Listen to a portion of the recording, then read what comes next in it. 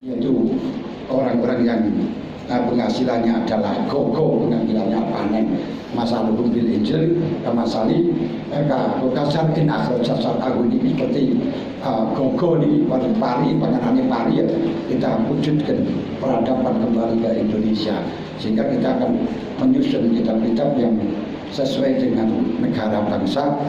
Tidak boleh, makanya untuk agama kita tidak usah berhubungan dengan luar negeri, mandiri untuk agama. Hubungan dengan luar negeri, keputusan kemarin malah tidak boleh kita, NU tidak usah hubungan dengan luar negeri dalam urusan agama, tapi di dalam urusan politik saja, tapi urusan agama mandiri sendiri. Nah, itu caranya bagaimana? Coba usul fakihnya. Ini kalau saya bicara usul fakih itu panjang itu ini. Jadi misalnya kalau di situ sholat lagi pesawat, kainnya kita kainnya, bisa mencari dimanapun nggak ada. Tapi kalau kita pakai usul fakih, juilat al-arduli masjidan matur batu atau bulan, tempat sujud itu di bumi, tempat sholat itu di bumi. Sing dijadikan tempat sholat itu bumi, watur batu atau bulan dan debunya dijadikan suci dan mensucikan, itu bumi.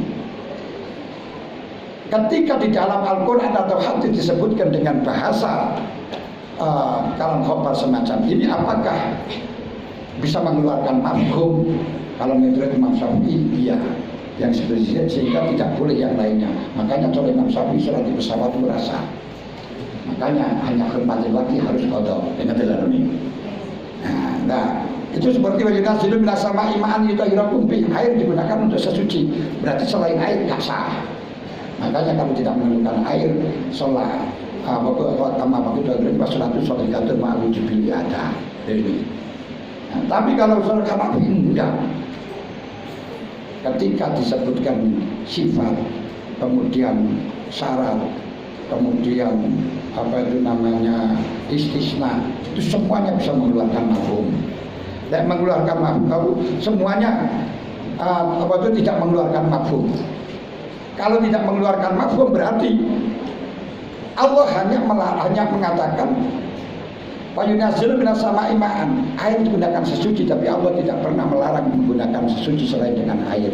Makanya Khalifah itu dengan air coka, air anu, itu semangka, mensucikan najis dengan air semangka, mensucikan najis dengan dijemur, no problem, nggak apa-apa. Dan ini berarti Allah tidak pernah melarang sholat di pesawat, tapi malah mengatakan hadis kanjeng Nabi mengatakan di zaman itu bisa itu masa itu sah, betul betul.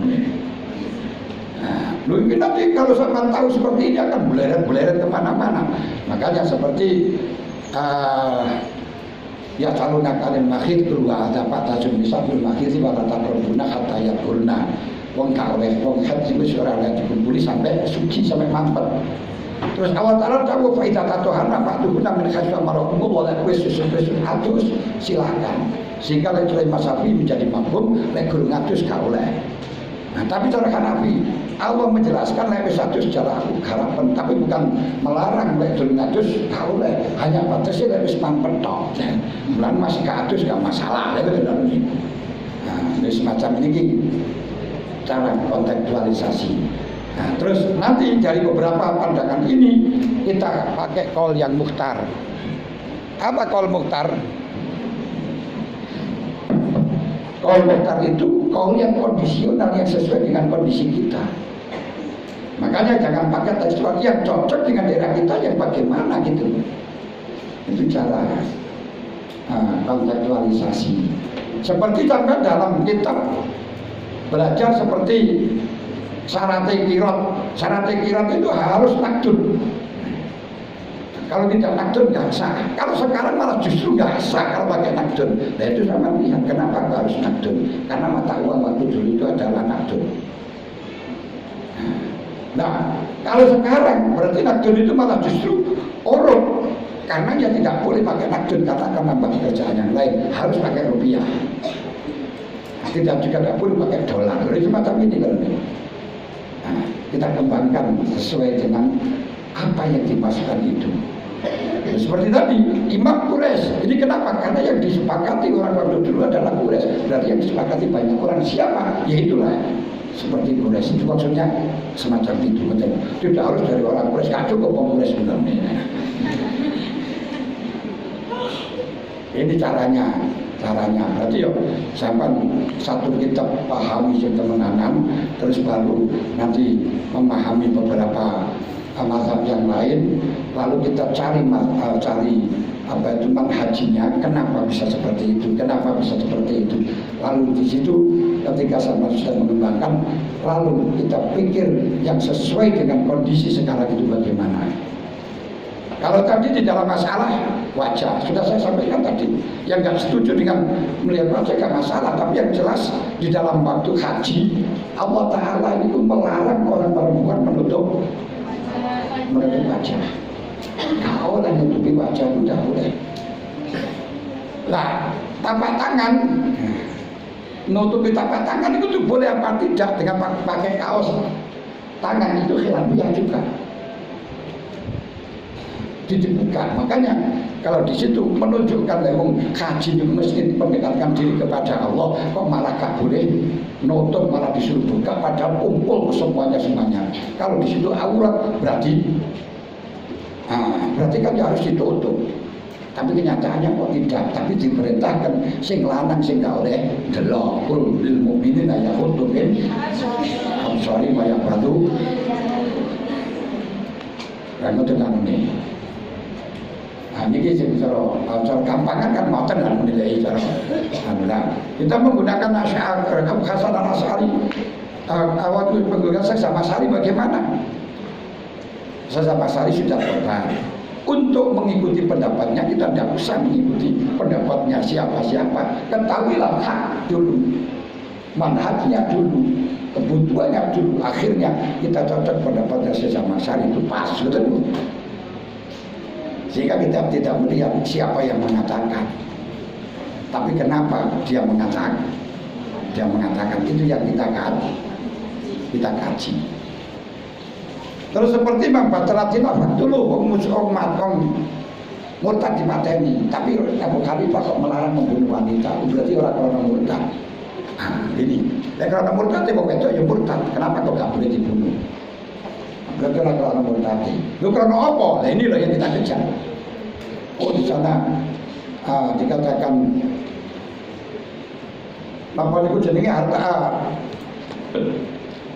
Oke lah ada yang makon jenenge apa itu jenenge layakin balu bidang mungkin hilang salasin termasuk al-kharij atau asani muksan atau asaib, kemudian qatilun nafsi bi ghairi haqqin al-kharij li dinihi al-mufariq lil jamaah. Al-mufarjah sing dipateni niku murtad sing mufarik di jamaah.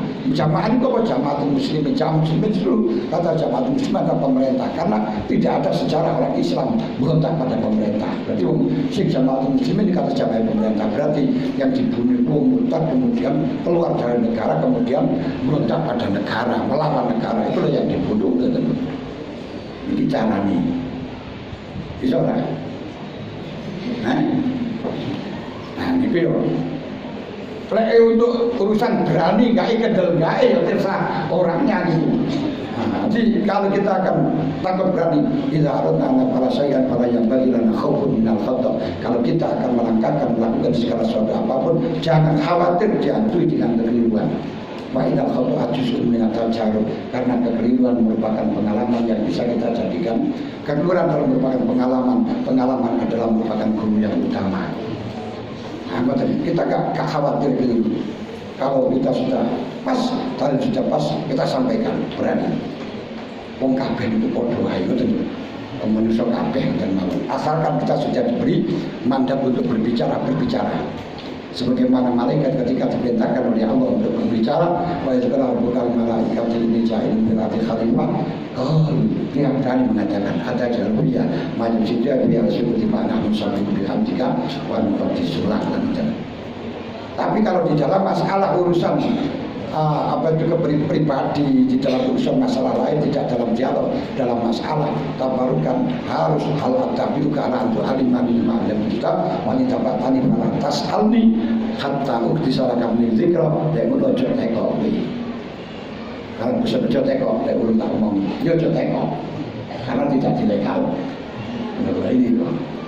Ini bedanya dalam rangka diskusi musyawarah dengan rangka kita mutabakah mengikuti kepada langkah orang yang sudah kita percaya. Ini paham orang itu?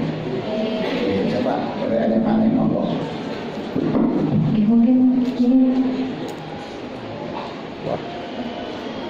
bisa kami cukupkan untuk jalsah ulang. Mungkin bisa dilanjut pada jalsah tania setelah Jumatan.